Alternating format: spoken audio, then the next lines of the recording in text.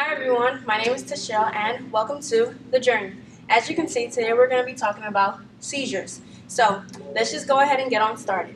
So what is a seizure? Okay, so I have two different definitions for you. You can take your pick of which one you understand a little bit better, or sometimes the combination of both can help you understand what a seizure is.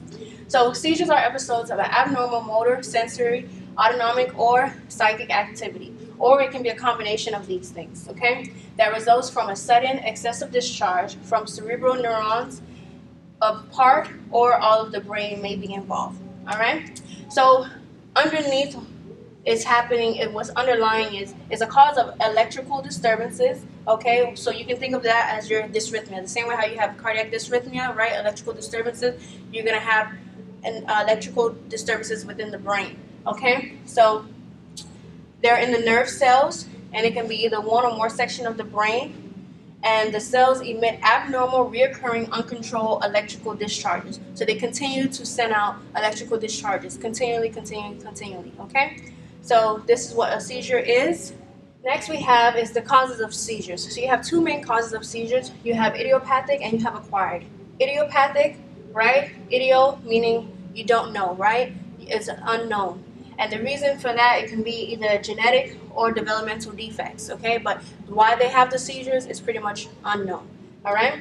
Then you have acquired. Acquired is something that happened because of something else, okay? So you have cerebrovascular disease, all right? If you have cerebrovascular disease, you're going to be at risk for having a seizure.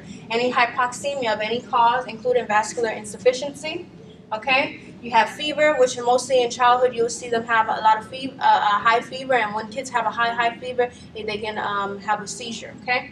You have head injury, which we discussed and talked about in my other video. You want to check that out. You have the CVA, and you also have increased intracranial pressure, okay? We have hypertension. We have central nervous system infections, which some examples is meningitis, okay? Whether it's spinal meningitis or the meningitis of the brain, okay? So any central nervous system infections, all right? You have metabolic and toxic conditions, which some examples are you have renal failure, you have hyponatremia, hypoglycemia, hypocalcemia, right, which is low calcium, low sodium, low blood sugar, and then you have pesticides exposure, all right? So these are your toxic conditions that you can have. A brain tumor, drug and alcohol withdrawal, okay, and then allergies. All of these things are components that can eventually cause a seizure. So we have two main types of seizures, right? We have partial seizures and we have generalized seizures. And partial seizures begin in one part of the brain, while generalized seizures involve electrical discharges in both parts of the brain, or the whole entire brain. So I drew an illustration here so you guys can see. So here's the brain, right? And these are the two different hemispheres. And partial seizures is only acting on a specific portion or part of it. So hence the word partial seizures, part, right? So it's only affecting a part of the brain. Whereas I have generalized seizures, and generalized seizures affects the entire brain, both left and right hemispheres, and hence the word generalized seizures. Generalized, to be general is to be broad, to be big, right? So the whole thing. So now we're going to go into the types of generalized seizures. So we have two main types of seizures. We have partial and generalized, and then within generalized you have a group of seizures, okay, and then within partial you have a group of seizures, okay? So we're going to go over the generalized one. So you have tonic-clonic seizures, which is also known as grand mal seizures. You have tonic seizures, which is pretty much stiffness and rigidity, lasts about 10 to 20 seconds. Clonic seizures, which is jerking movements and hyperventilation, and lasts about 30 to 40 seconds, okay? So as you can see here, you have tonic and clonic on its own. So tonic-clonic will be the fact that you have both stiffness and rigidity and jerking movements, okay? So you have absence seizures, which absence seizures is mostly seen in children, and they tend to stare off, all right? You have two types. You have typical and atypical. Typical lasts about 10 to 20 seconds. You have atypical, which lasts about 5 to 30 seconds. Then you have atonic or akinetic seizures, and which is called the drop attack, okay? You have myoclonic seizures, which you have bilaterally massive epileptic, and you're going to have a lot of muscle jerking, twitching, and stiffening. And then your last category is your unclassified seizures, which pretty much they don't go into any category. They're kind of random or so. They don't really know the cause of it, and those go into your unclassified seizures. Okay. Next, we have types of partial, also known as focused seizures. Okay, and as you can see, focused because they work on a particular part of the brain. Okay, not generalized where it's everything. So it's also known as partial focus. So you have two in this category. You have simple partial seizures and complex partial seizures. Now for the simple, right, the main thing that you need to know is that there's no loss of LOC, which LOC stands for level of consciousness, right? And with the complex one, you do. So there's an altered level of consciousness and a change in mental status, okay? So that's going to be the key difference between simple and complex. So now we're going to go back into depth about the different types of generalized seizures, okay? So we have tonic-clonic seizures, which I said before is characterized by a loss of consciousness, right? And you may have fallen to the floor. So we talked about tonic and clonic. The tonic is the stiffening of the body, 10 to 20 seconds it would last. And clonic, which is jerking of the extremities, which is going to last 30 to 40 seconds, okay? And you may need a full recovery. May take up to several hours, okay, to recover from what just happened with this particular seizure. All right, so the next type of seizure you have is absent seizures, which we're going to talk about typical right now. So typical or absent seizures, also known as petit mal, okay, and they end and begin suddenly. You have brief episodes of staring off, right, or they look like they're daydreaming. So that's the key word with this type of seizure is that they look like they're staring off or they're daydreaming, okay?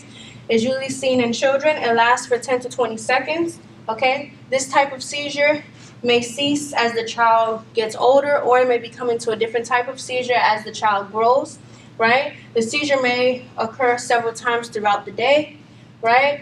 And you have during the seizure, your awareness and responsiveness are impaired, but the minute the seizure is over, you come back with immediate awakeness, okay, or alertness. All right, and then you have there's no warning signs, okay, before the seizure.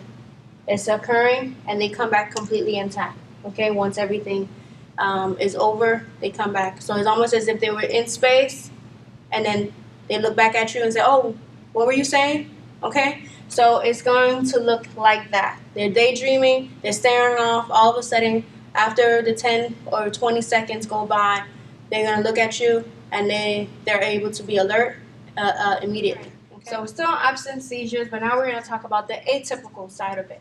So atypical just pretty much means it's unusual or it's not typical, right? Because A means not or against. So with this person, you will see them stare off, right? But sometimes they are somewhat responsive. Whereas the typical seizures, they're not responsive, right? They just kind of glare out and they're daydreaming, all right? With this one, they can be somewhat responsive. They have eye blinking or slight jerking movements of the lips may occur, right? And then these type of seizures is usually last between 5 to 30 seconds. They kind of run more so around 10 seconds or so, but can go up to 30 seconds. And they have with gradual beginning and ending, whereas typical seizures was a sudden beginning and a sudden ending of the seizure, where this one is more of a gradual. So I'm just kind of pushing those differences out there so you guys can see. But in case you have any test questions where they ask, the difference between an atypical or a typical seizure, absent seizure, you kind of know what's going on here, okay? And you can kind of think of absent seizure as, when you're talking to someone and they're always, like, man, you can never pay attention, right? They're absent. So they're absent for a moment, but then they come back. What were you saying? Okay, so kind of think of it like that, all right? They're absent for that moment, but they come right back, all right? And they come intact with what's going on, all right? So this is your atypical seizures. Now we're on atonic or akinetic seizure, and pretty much is also known as the drop attack. So this is why it's known as the drop attack, because you lose a sudden loss of muscle tone, right? Hence the word atonic, right? Not or against tone. So you don't have any tone. And akinetic, kinetic is movement, right? And you don't have any movement because you're not going to have any tone. So what happened is there's a sudden fall and the patient falls to the floor. All right, so you're going to be at risk for head injury due to the fact that you have sudden fall. So you can be, walking up some stairs or so, and all of a sudden now your body decides to have the seizure right then and there. You lose your muscle tone and you can fall, especially if you're on the stairs and you fall backwards, or just from somewhere high and you just fall, right? God forbid you're on a ladder.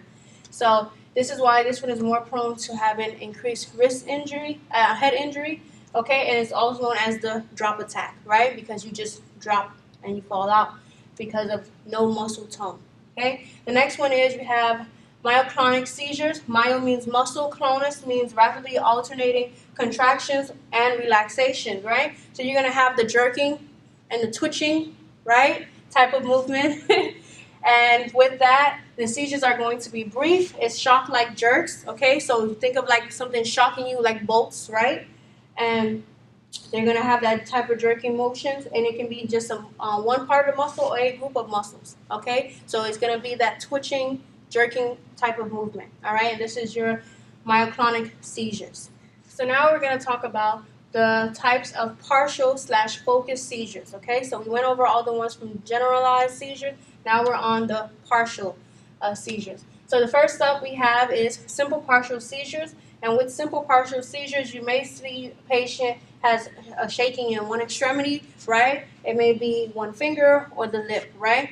So it's usually in the mouth or the lip, and you just kind of see it just moving, or the eyes, right? Just constantly, just that eye, or any part of that one extremity just moving, or that finger, just like that, okay? So it can be subtle, but you have to pick up on it. Make sure you're looking to see what they were before and what they are like now, okay?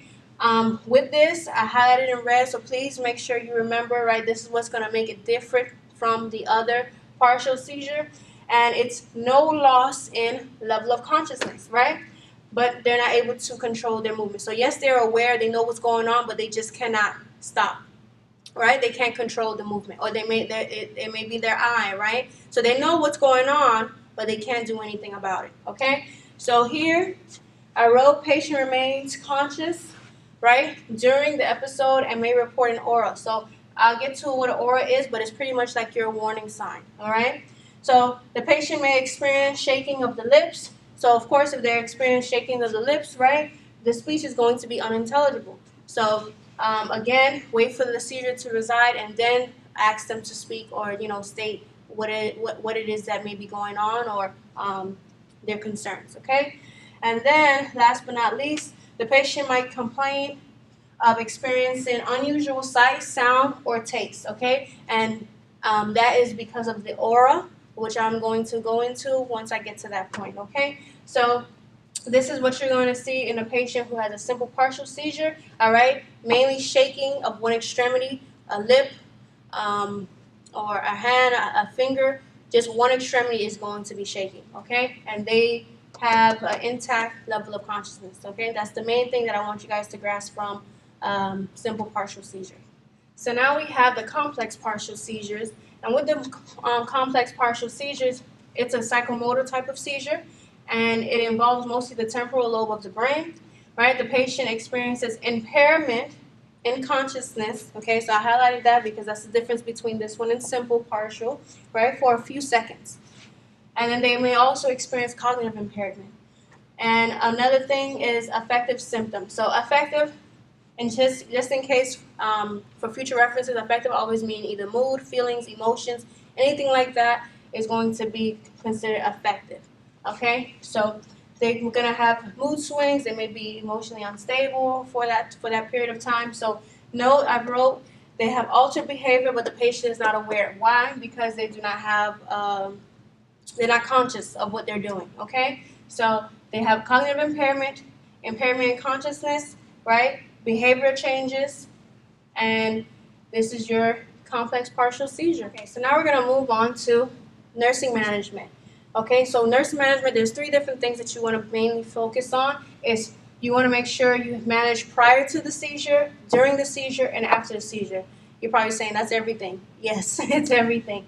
So I'm going to break it down into 3, and then from there I'll go ahead and discuss. So first up, we have prior to the seizure. things that you want to know before the seizures start, right? So you want to observe the patient for an aura. What is an aura? An aura is a warning sign, okay? So aura is pretty much perceptual disturbances experienced by someone, right?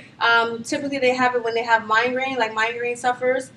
They will have an aura before the migraine actually occurs, okay? So it's that same concept, but this time it's with a seizure. So it's a telltale sensation experienced by the person who's having the seizure, right? And these are people who are going to experience it before the seizure, of course, because that is going to be your warning. So it has to happen before. So it often manifests itself as three different things. You have visual, you have auditory, you have olfactory, okay? There are other exceptions, but those are the main three things that it comes in, okay? So you're going to see that the patient may say, I see a strange light, okay? So that's the visual, right? You have an unpleasant smell, that's your olfactory, right? Smell.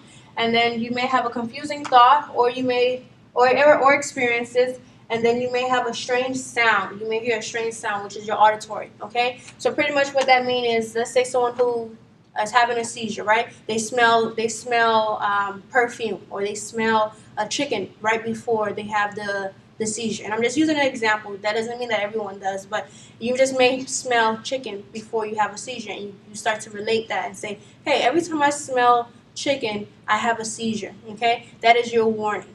So it can be anything. It can be like a light that you see, and every time you see that big glare of light, you know, a couple of minutes later, you're going to have a seizure. So whatever it may be, you know, your aura is your warning sign, okay? So these are some patients, they may experience it, which for them, it's a plus, because if you can get a warning, you can get a heads up, even better, because now you can prepare yourself for it, all right?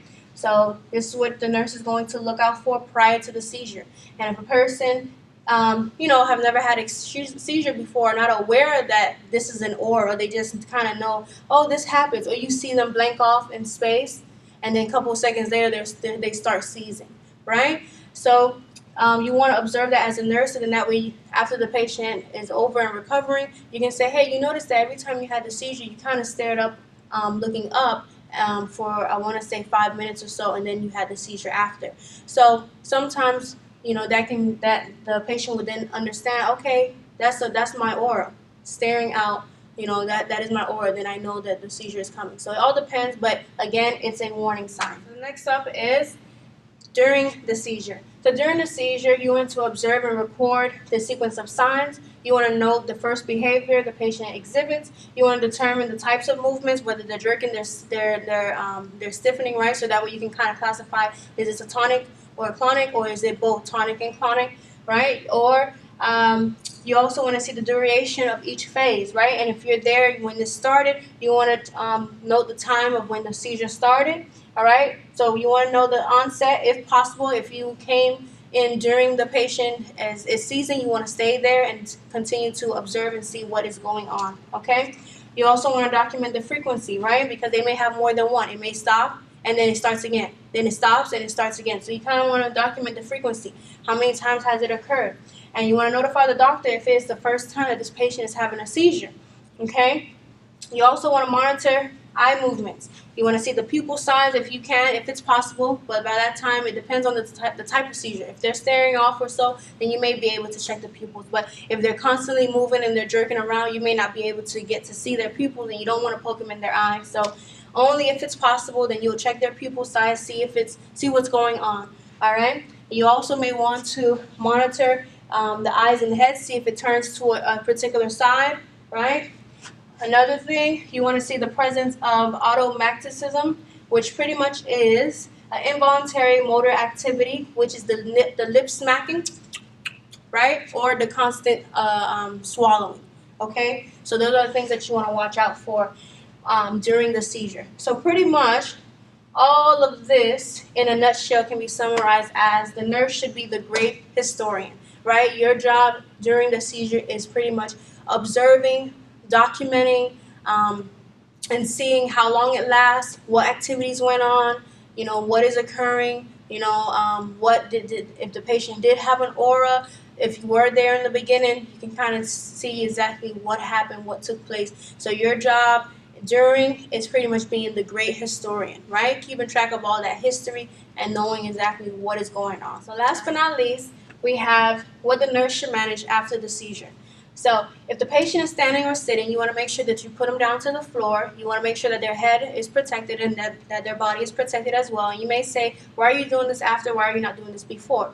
Well, most of the time, you are going to maybe experience the patient when they're already having the seizures, and you may not always be right then and there when the patient is having it. You come during the seizure, so they're already moving. And one thing that you do not want to do is that you don't want to touch or move the patient while they're having the seizure. You just kind of want the seizure to kind of resolve, and then from there you can do further action, okay? So, but you can do this before the seizure. If the patient has an aura, they know that they have the aura and things like that, then they can say, nurse, I'm having an aura, I'm about to have a seizure any minute now, or whatever, right? You can kind of prep the patient, put them on the ground, or the patient can kind of do it themselves, right, because they already know what's going to happen. Then they can put themselves on the ground, and make sure you give them a pillow or something to protect their head, because their head is constantly going to be hitting, right? So you want to maybe put a pillow or so, and you want them to turn them on their side, all right? So that's something that you can do either before, if they do tell you that, hey, this is happening, or you picked up from your assessment before, hey, this happened last time when the person had a seizure, and you can kind of proactively go ahead and do that and then see exactly what happens. And so that way you can be prepared and the patient can be safe. Okay? Also, if the patient wasn't standing or sitting, let's say they're in the bed, right? One thing you want to do is make sure the bed is at the lowest position, right? Because just in case something was to happen, you want to make sure the bed is in the lowest position, closer to the floor as possible. All right? You want to make sure that the side rails are up and that they're padded, okay? So you can put pillows there, or if your hospital has actual pads, then you can go ahead and put those pads there, and it's just there to kind of protect the patient, okay? Next, you want to make sure you support your ABCs. Remember, airway, breathing, and circulation. Airway trumps everything, right? Because airway and breathing is almost the same thing. So I got a 2 for 1, right? So my airway is going to be most important. So I want to make sure that I administer oxygen if the patient needs oxygen, because in that time of you having a seizure, your brain is not getting the adequate amount of oxygen, right? So you want to make sure that you're administering oxygen. Prepare for suction as far as secretions. A lot of times they have drool, and they may have secretions that are stuck in between there. From the time that they were seizing, they weren't able to swallow, they produce a lot of saliva in that time. So you want to make sure that they're lying on their side. You lie them on their side, so that way the secretions can come out, right, and it's not backing up, so where they're choking. So you want to put them on their side so the secretion can come out. And also, too, you can go ahead and suction after the seizure, okay? So you suction them as you can and try to clear out, so that way you can prevent aspiration from occurring, okay? So you also want to, like I said here, turn the patient so they can drain the secretions, all right, and maintain a patent airway. You want to prevent injury during the seizure, okay? So that is your biggest goal. During the seizure, you want to prevent injury. If you're seeing something, right, as you're being that great historian, and you're seeing and you're observing, right, and you see that the patient may fall, because they were standing or they were sitting, right? And if they may fall, you may want to kind of prep the floor already, have some pillows there, or mats. We have like little floor mats within the room or so, or you can kind of bring the patient down safely, okay? So there's multiple things, but the key thing is to keep the patient safe. All right, so these things are going to be seen in the after stages, but of course, if you're in the clinical setting and you see the patient is telling you that they have an aura, don't wait till after, because the book tells you, oh, but this is what you do after. If you can prevent it, try to go ahead and do it right then and there, right? They're telling you they're having an aura, they're going to have a seizure, they're going to hit the floor. Make sure you have a mat or a pillow or something spread out, so that way they can be safe and protect that head, okay?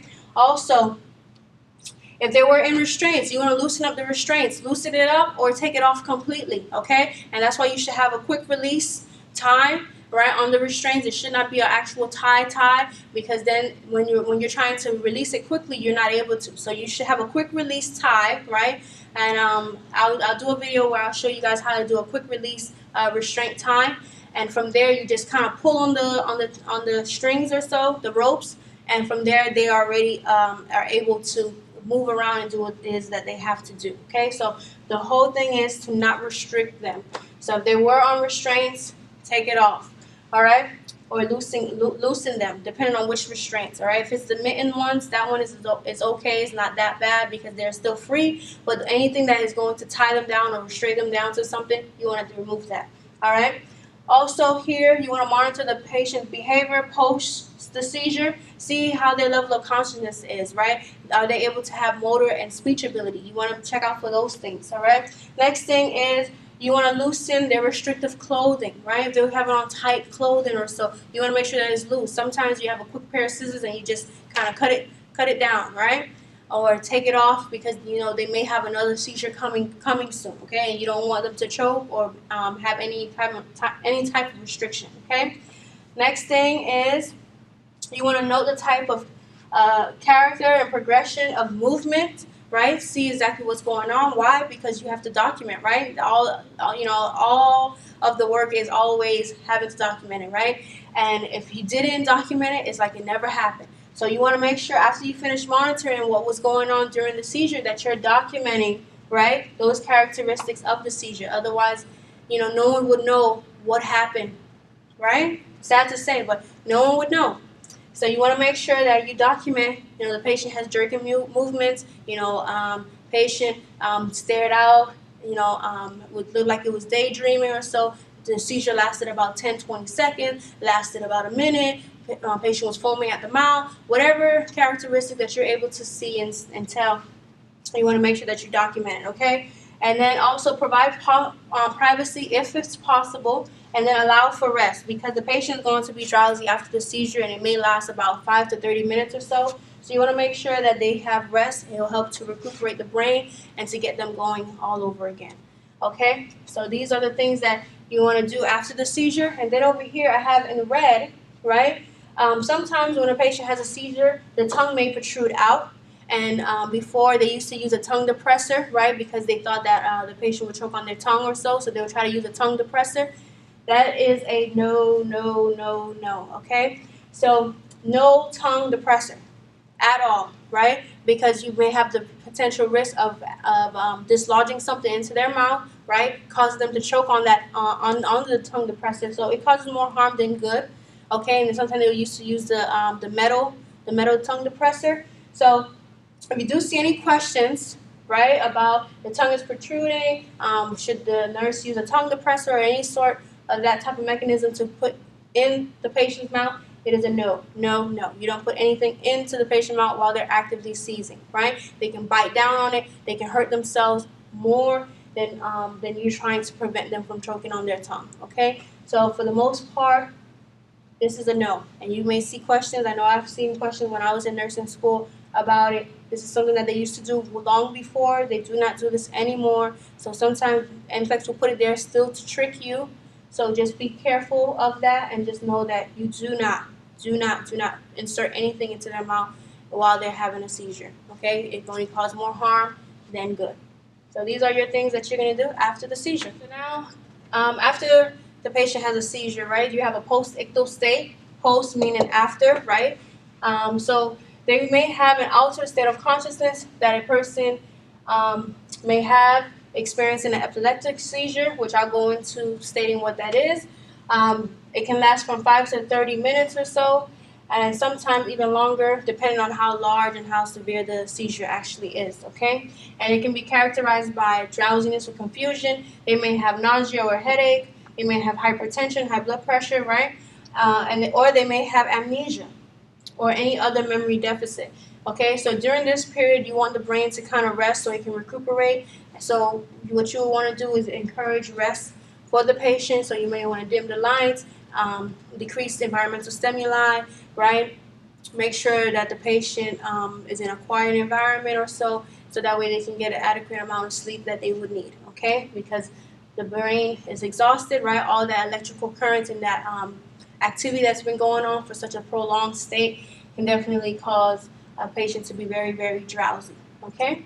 So this is your post-ictal state of a patient who's coming off from a seizure. It doesn't happen all the time, But for those who does have epileptic seizure or more severe seizure where the seizure lasts a longer time, then you will see this occurring. Okay.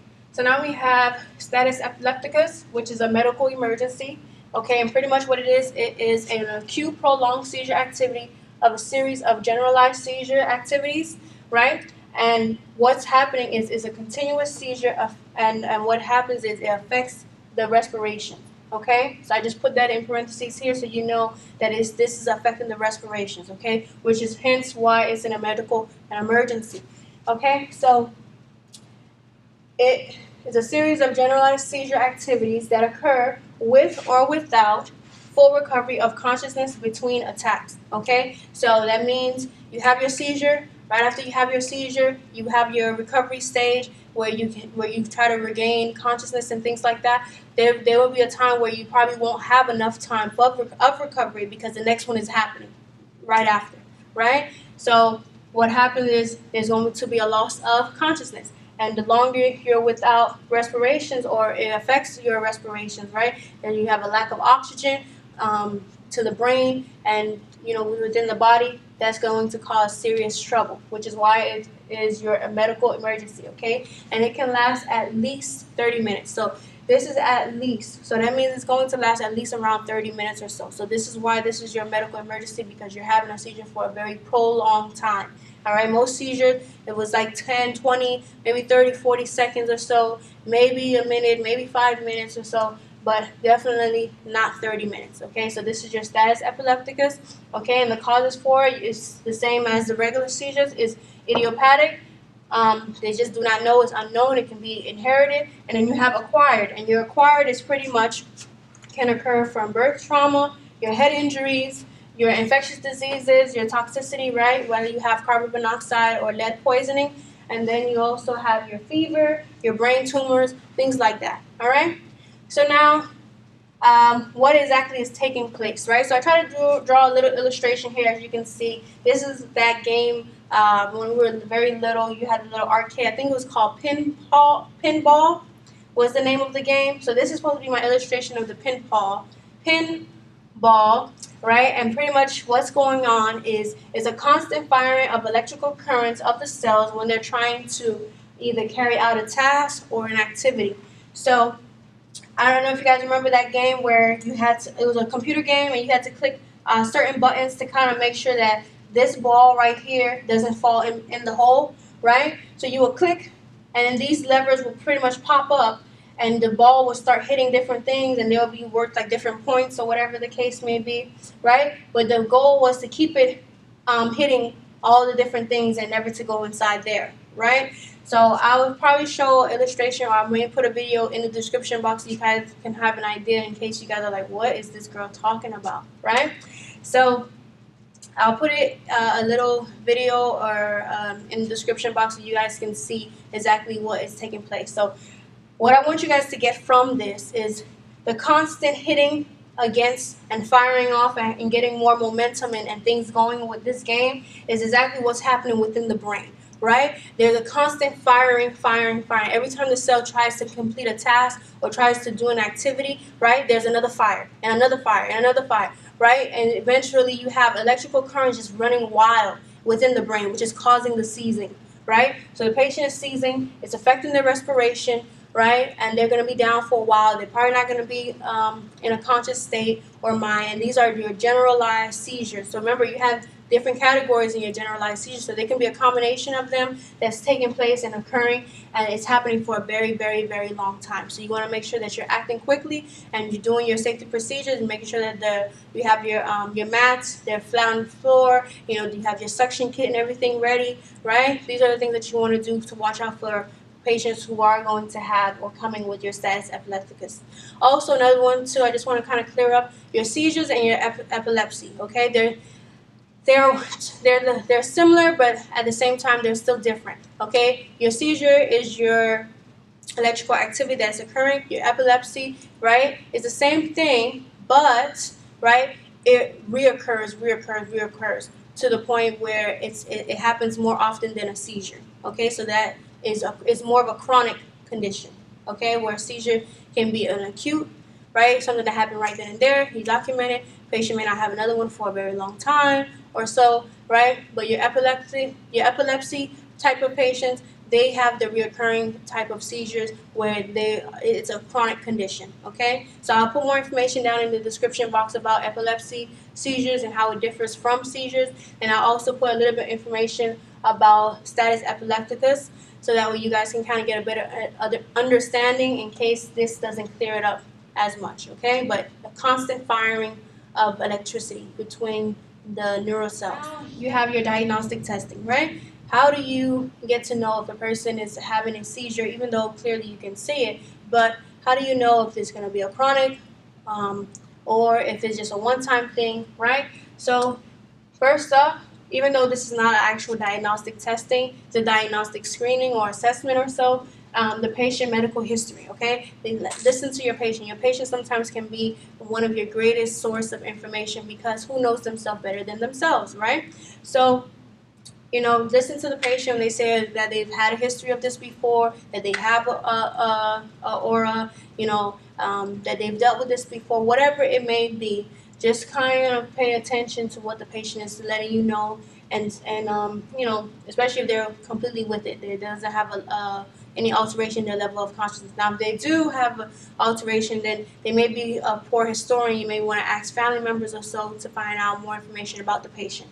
Okay, but the next thing that you can do is an MRI. You may say, why or how can an MRI detect an actual seizure occurring? So it can pretty much detect a lesion, right, or cerebral vascular abnormality that may be causing a seizure, because there's many different reasons why people have seizures, and it can be because of a brain tumor, right? It can be because of a bleed, different things that will definitely cause a seizure. So an MRI can detect, okay, what could be causing it. So we know we have a seizure, but what is the cause? All right, so you may want to look at your MRI scans for those. You also have another testing called EEG, which is known as electroencephalogram. And pretty much what this is, it assists in classifying the type of seizure. Okay, so I'm going to show a picture up on the screen so you can kind of see exactly how this testing takes place. And it's pretty much just a whole bunch of like little leads or stickers, or so. At least that's what it resembles, like little stickers, because they do stick on the skull, on the head, and pretty much they will be hooked up to a machine, and the machine will be checking the brain waves activity. Okay. You also have the SPECT scan, okay, which is a nuclear imaging test with radioactive substance and a 3D camera, which produces images that lets you know how the organs work, right? Which is, I think, is pretty cool. To see exactly how the organ works just by a picture. So it is useful in identifying epileptogenic zones, also known as the seizure zone, within the area of the brain. And once they have detected that rise of where you see all of the electricity and all of the currents and all the activities happening in that area, you know that that's where your seizure zone is. And then from there, if it can be removed, because let's say if it is a tumor or a bleed or something that's causing the seizure from occurring, right, it can be removed surgically. So this SPECT scan will come in handy if they're able to remove it. This will let the doctors know or neurosurgeon know exactly where is that high volume of seizure activity happening, where's that seizure zone, and then from there they're able to remove it, okay? So these are the different diagnostic testing that you can do for a patient who is experiencing an epileptic seizure. So now we're getting closer and closer. So we have epilepsy in a woman, right? So there's going to be some particular precaution that you're going to worry about more than you are going to worry about a man. A man, you're going to do the same thing that you would normally do for any seizure patients, right? You monitor them, you watch out, make sure that they're safe, that they are aware, they're educated, they know there are different things that they need to do, right? But for a woman, there are going to be some things that you just want to mainly watch out for. So main thing is you're going to have an increase in your seizure activity, right, during your menses. Why? Because if you have an increased sex hormone, right, which that alters the excitability of the neurons in the cerebral cortex, right? So because they're more excited, what's happening is you have more epileptic seizures happening around that time frame, okay? So they may be prescribed your anti-seizure medications, which I'll go over in part 2. Okay, so stay tuned for that. So you're going to have a decreased effectiveness of contraceptive, which is pretty much your birth control pill. So patients who, or at least for females who are on anti-seizure medication, they are going to decrease the effectiveness of the birth control medication. So if you don't want to have a baby, or you're not planning to have anyone anytime soon, you kind of want to check with your doctor to see what's going on, what other alternative can you do, because it is going to decrease the effectiveness of the birth control medication. Okay, so that's one thing that you want to teach women who are going to experience or have history of epileptic seizures, that this is something that they want to make sure that they find other ways of contraception. Okay, so you have pregnant women with seizures are 2 to 3 times higher risk for having a fetal anomaly. And pretty much fetal anomaly just pretty much means abnormal fetus, right? Because, right, anti-seizure medication is a category D type of medication, I believe, but it's definitely below category C. And category C is already borderline of birth defects. So it is definitely a higher risk of causing birth defects. But if the woman needs to take her anti-seizure medication, right, because you don't want to get to a point where you have prolonged seizures and you have further complications, so the patient is going to have to take their anti-seizure medication, you want to find different things of what you can do, right, if they do decide to plan to have pregnancy. So you want to make sure that, you know, you're doing your monitorings and things like that. So you're going to have an increased malformation, okay? So the reason why you can have an increased malformation, for one, you can have genetic predisposition, right? Because you already have the fact that you have the epileptic seizures, so you have a predisposition, right? You're taking your anti-seizure medication, which causes birth defects, right? And then you have your maternal seizures, the actual seizures that she can be having right then and there. And let's say it's prolonged, and that baby is needing oxygen, and the mother nor the baby has oxygen for that time frame because she's having an active seizure. So all these different things can cause an increase in the malformation of the child. Okay, so these are things that you kind of want to go over with a woman who has epilepsy, so that way she can kind of see exactly what's going on, and she knows the information up front. Okay. Also, too, you have your anti-seizure medication, right? One of the side effects of the anti-seizure medication is a decrease in bone formation. And as you guys know, for women are more at higher risk of having osteoporosis later on in life. So if she's on a medication, anti-seizure medication, that is decreasing the bone formation, that puts her at a higher risk of having osteoporosis. So you want to make sure you're educating her, making sure she's doing those things that can kind of strengthen her bones, right? To at least prolong, or at least keep or maintain what she already has. Okay. So next thing too, with these type of patients, they're going to have their frequent OBGYN or slash prenatal visits, right? Depending on wherever you have your prenatal clinic, right? Or sometimes within the hospital in the OBGYN section. So within those, you're going to have more visits than your regular pregnancy, right? You're going to have your lab work, because some medication that you may be on, like Dilantin or so, require lab works because you have a toxicity level that you don't want to go over, right? Because then you can have further complications. You also want to make sure that you're closely monitoring these type of patients, right? You're monitoring the baby and the baby activity and what they're doing and how the fetal is developing over time in the embryo. So these are things that you want to watch out for and educate a woman who has epilepsy, because these are things that she has to deal with that men don't kind of tend to have to deal with, okay? So that said with this, and the next thing here, we have surgical management, and I want you guys to, in the description box, check it out below. I'm going to put all of the surgical management that occurs with a patient who has epileptic seizures, okay? So just take a second to look at those description box.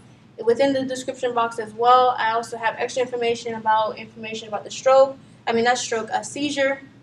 This information that I may not always put in here, that I may put extra information there, or videos and things that you guys can watch. So please check out the description box below. Very last thing, is nurse interventions, okay? You're probably saying, nurse interventions? I thought we were already doing so much, right? And that is true. With stroke, your interventions are going to be prior, during, and after the patient with the stroke, and that's going to be your primary nursing interventions, and those are going to be the interventions that you're going to see mostly on your testing, right? And things that you're also going to see on the NCLEX as well. But these are just extra nursing interventions, and the main thing is preventing injury. You don't want to prevent you want to prevent injury, okay? And if you can prevent, you want to, okay? And if you are not able to, then you want to make sure at least you're doing everything in your scope that to prevent, okay?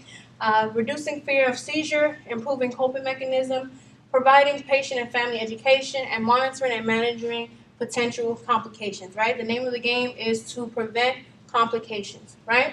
So, again, this is all the information about seizure. If you guys have any questions or any comments that you guys would like to leave, please leave it in the comment section below. If you like this video, please give it a thumbs up. Please share it. And again, please subscribe. Do not hesitate to subscribe. I have so much more videos to come to give you guys things that are going to be very beneficial throughout your nursing journey. So please subscribe and share this video. Give it a thumbs up. Comment in the section below. Remember to watch and read the description box, okay?